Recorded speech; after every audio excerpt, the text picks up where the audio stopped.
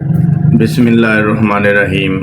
شروع اللہ تعالیٰ کی ذات کے بابرکت نام سے جو تمام کائنات کا خالق و مالک ہے، اور ان گنت لا تعداد درود و سلام نبی آخر زمان صلی اللہ علیہ وآلہ وسلم کی ذات اقدس پر جو کہ وجہ تخلیق کائنات ہیں۔ کل ہم نے جو سبق پڑھا ہے اس کو آج دہرا لیتے ہیں۔ 198 جو ہے نا مطلب آیت سے، پھر تم لوٹو جہاں سے لوٹے سب لوگ اور مغفرت مانگو اللہ سے، بے شک اللہ بہت زیادہ بخشش رحم کرنے والا ہے۔ پھر جب تم پورے کر چکو اپنے حج کے احکام تو یاد کرو اللہ کو مانند یاد کرنے کے تمہارے اپنے باپ دادا کو، بلکہ اس سے بھی زیادہ یاد کرنا۔ پس کچھ لوگ وہ ہیں جو کہتے ہیں اے ہمارے رب دے ہمیں دنیا میں اور نہیں ہے اس کے لیے آخرت میں کوئی حصہ، یعنی جو دنیا کے اندر حصہ مانگ رہے ہیں ان کو آخرت میں کچھ بھی نہیں ملے گا۔ اچھا، اور ان میں سے کچھ وہ ہیں جو کہتے ہیں اے ہمارے رب دے ہمیں دنیا میں بھلائی اور آخرت میں بھی بھلائی، اور بچا ہمیں آگ کے عذاب سے۔ اور یہی سب سے بہترین دعا ہے کہ اللہ کی ذات ہمیں بھلائی کرنے کی توفیق عطا فرمائے۔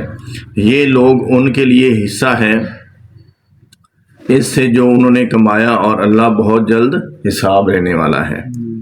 یعنی اللہ تعالیٰ کی ذات کی نظر میں ہر ایک چیز جو ہے نا وہ قابل غور بھی ہے، قابل سماعت بھی ہے، اور اس کو اللہ تعالیٰ کی ذات جو ہے فرشتوں کے ذریعے لکھ بھی رہا ہے۔ ٹھیک ہے، قیامت والے دن ہر چیز فلم کی طرح چلے گی، تو اس لیے اللہ تعالیٰ کی ذات ہمارے حال برہم فرمائے کہ علامہ اقبال رحمۃ اللہ فرماتے ہیں کہ روز آخرت میں اگر میرا حساب کرنا ضروری ہو جائے، کیا حساب ضروری ہو جائے، تو مجھے سرکار دو عالم وسلم کی ذات اقدس کے سامنے میرا حساب نہ کرنا، کہ شرمندگی نہ ہو میری وجہ سے میرے آقا سرکار صلی اللہ علیہ وآلہ وسلم کو۔ تو اس لیے ہمیں چاہیے کہ جو ہمارا مقام ہے امت محمدی صلی اللہ علیہ وآلہ وسلم کا، اس کے مطابق اپنی زندگی گزاریں، تاکہ چونکہ سرکار دو عالم وسلم کی ذات اقدس امام الانبیاء ہیں، ختم الرسول ہیں صلی اللہ علیہ وآلہ وسلم، تو جو سردار ہوتا ہے اس کی امت کی وجہ سے دوسرے نبیوں کے سامنے مطلب نہیں نہ ہونا چاہیے، سار تو نہیں ہونا چاہیے۔ اللہ کی ذات ہمیں گناہوں سے محفوظ رکھے اور سیرت النبی صلی اللہ علیہ وسلم کے اوپر عمل کرتے ہوئے عمل کی توفیق عطا فرمائے، آمین۔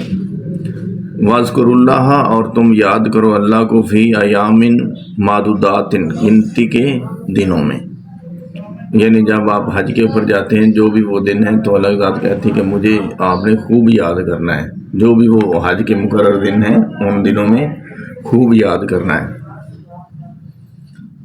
فمن تعجل فی یومین، پھر جس نے جلدی کی 2 دنوں میں، فلا تو نہیں ہے اسما کوئی گناہ علیہ اس پر، ومن اور جس نے تاخیر کی، فلا تو نہیں ہے اسما علیہ کوئی گناہ اس پر بھی۔ یعنی جو گنتی کے دن ہے اس میں اللہ تعالیٰ کی ذات کو اچھی طرح سے یاد کرو۔ پھر کہتے ہیں جی جس نے جلدی کی 2 دنوں میں، یعنی اگر وہ جلدی بھی کرتا ہے ذکر کرنے میں، اللہ تعالیٰ کی ذات کو یاد کرنے میں، تو اس میں بھی کوئی گناہ اور حرج نہیں ہے۔ اور کوئی وہ بندہ جس نے تاخیر کی ہے، یعنی جس نے مطلب لیٹ کر دیا، 1 دن لیٹ کر دیا، 2 دن لیٹ کر دیا ہے، یا کچھ گھنٹے لیٹ کر دیا ہے، تو اس کے اوپر بھی کسی قسم کا کوئی گناہ نہیں ہے، لیکن اس کی شرط یہ ہے کہ وہ اللہ تعالیٰ کی ذات سے ڈرے۔ کیسے ڈرے؟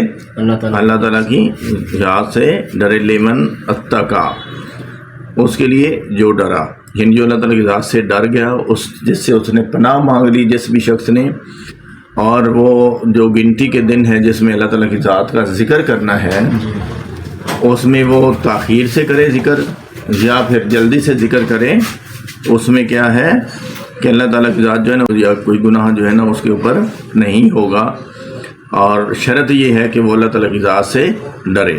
یہ واتقوا اللہ، اور تم ڈرو اللہ تعالیٰ کی ذات سے، وَاعْلَمُوا، اور جان لو، انکم کہ بے شک تم علیہ اس کی طرف تحشرون اکٹھے کیے جاؤ گے۔ یعنی اللہ تعالیٰ کی ذات سے ڈرو اور آپ پوری دنیا کے انسانوں کو یہ علم ہونا چاہیے، خاص طور پہ مومنین اور مسلمانوں کو، کہ جنہوں نے اللہ اور اس کے رسول کو مان لیا ہے، اس کی کتاب کو مان لیا ہے، تو ایک دن آئے گا کہ جس دن سب لوگوں نے کس کی طرف اکٹھے ہو کے جانا ہے؟ اپنے رب کی طرف، یعنی اللہ تعالیٰ کی ذات کی طرف تمام لوگوں کو اللہ تعالیٰ کی ذات نے اپنے پاس اکٹھے کرنا ہے۔ تو یہ ہر بندے کو کیا ہے؟ جان لینا چاہیے، اور ہر بندے کو کیا چاہیے؟ کہ وہ اللہ تعالیٰ کی ذات سے ڈرے اور اس سے پناہ مانگے اور اس سے رحمت طلب کرے۔ اب اس کے بعد ہے جی کہ وَمِنَ النَّاسِ، اور کچھ لوگ، من وہ ہیں کہ یوجب کا خوشی لگتی ہے آپ کو، قولہ اس کی بات، فی الحیات الدنیا دنیاوی زندگی میں، یعنی کچھ لوگ ایسے ہیں جو کہ دنیا داری کی باتیں کرتے ہیں جی، یعنی ہمارے پاس مال ہو، دولت ہو، گاڑیاں ہوں، بنگلے ہوں، کچھ بھی ہوں، تو اس میں کیا ہے؟ اس میں کچھ لوگ ایسے ہوتے ہیں جن کو یہ چیزیں یا یہ باتیں بہت زیادہ پسند آتی ہیں، لیکن پچھلی آیتوں میں اللہ تعالیٰ فرماتی ہے کہ جن لوگوں نے دنیا کے اندر دنیا کی خواہش کی، ان کا آخرت میں کوئی حصہ نہیں ہے۔ اس لیے ہمیں امر بالمعروف و نہی عن المنکر کے اوپر کام کرتے ہوئے جو جائز طریقے ہیں روزی کمانے کے، جو حلال طریقے ہیں روزی کمانے کے، ان کو اپنایا جائے، تو پھر یہ اللہ کی مرضی ہے کہ وہ ان کو کتنا دیتا ہے۔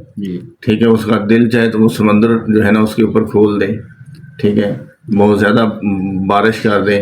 بعض لوگ ایسے ہوتے ہیں جو بہت زیادہ محنت کرتے ہیں لیکن اس حساب سے ان کی انکم نہیں ہوتی، تو یہ اللہ تعالیٰ کی ذات کی اپنی ڈسٹریبیوشن ہے، رزق کا تقسیم ہے، کرنے کا طریقہ ہے۔ تو اس میں یہ کہہ رہے ہیں کہ کچھ لوگ ایسے ہوتے ہیں جو کہ باتیں کرتے ہیں دنیا داری کی، دنیا کے اندر مال بنانے کی، مطلب جو ہے کہ دنیا کے اندر اپنی دنیا کو سنوارنے کے لیے، لیکن یہ باتیں جو ہیں کچھ لوگوں کو اچھی لگتی ہیں، وہ ان لوگوں کو سننا چاہتے ہیں، وہ ان باتوں کی طرف راغب ہونا چاہتے ہیں۔ تو اس میں آگے اللہ تعالیٰ کی ذات کیا فرماتی وہ ہم دیکھتے ہیں۔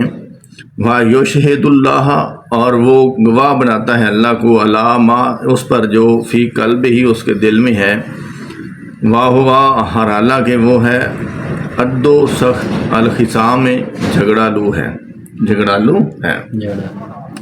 یعنی جس بندے کے دل میں بھی یہ بات آ گئی نا کہ جی میں دنیا کماؤں، 2 نمبر طریقے سے پیسہ کماؤں، 2 نمبر طریقے سے جائیدادیں بناؤں، تو اس کے لیے یہ ہے کہ اللہ ذات جو ہے نا، چونکہ دلوں کے راز جانتا ہے، اللہ کی ذات نیتوں کو جانتا ہے، اور اللہ ذات نے قرآن پاک میں یہ فرمایا ہے کہ انما الاعمال بالنیات، کہ جتنے بھی آپ اعمال کرتے ہیں ان کا دار و مدار کس کے اوپر ہے؟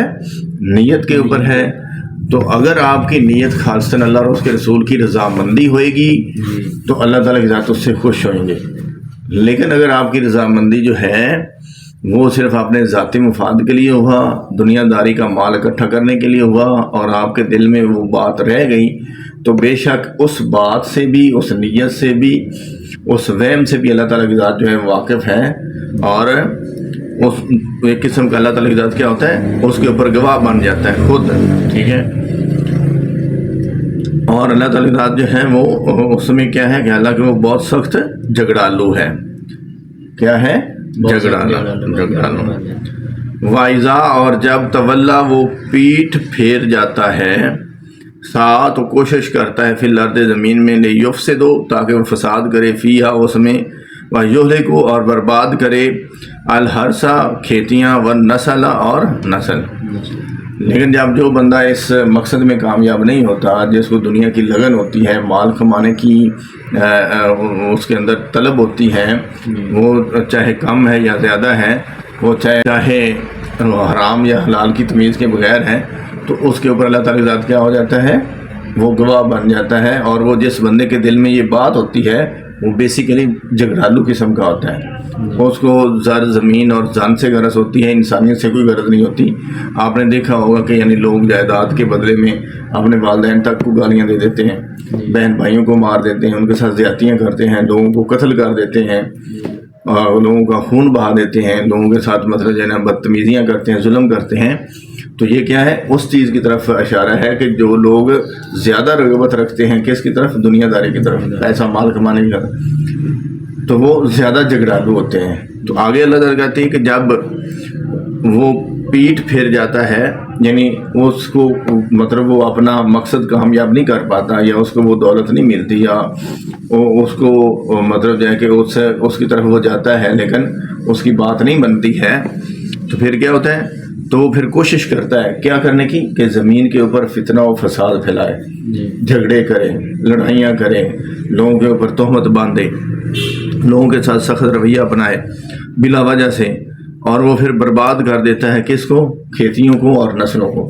اب آپ نے پاکستان کے اندر بھی یہ، بلکہ آل اوور دی ورلڈ بھی سنا ہوگا کہ مطلب جو ہے کہ زمین کے تنازع کے اندر یہ ایک خاندان کے اتنے افراد قتل کر دیے گئے، ٹھیک ہے جی، انہوں نے دوسرے خاندان نے ان کا قتل کر دیے، یعنی خاندانی دشمنی جو ہے پال لیتے ہیں، تو نسلوں کی نسلیں تباہ ہو جاتی ہیں، جو نسل در نسل چلتی رہتی ہیں، پہلے دادا، پھر ابا، پھر اس کے بعد ان کے بیٹے، پھر اس کے بعد ان کے بیٹے، وہ ایک دوسری فیملی کا قتل کرتے ہیں، دوسری فیملی ان کا قتل کرتا ہے، وہ ایک دوسرے کا قتل کرتے رہتے ہیں، اس طرح سے پھر پوری نسل اور پورا علاقہ جو ہے وہ برباد ہو جاتا ہے۔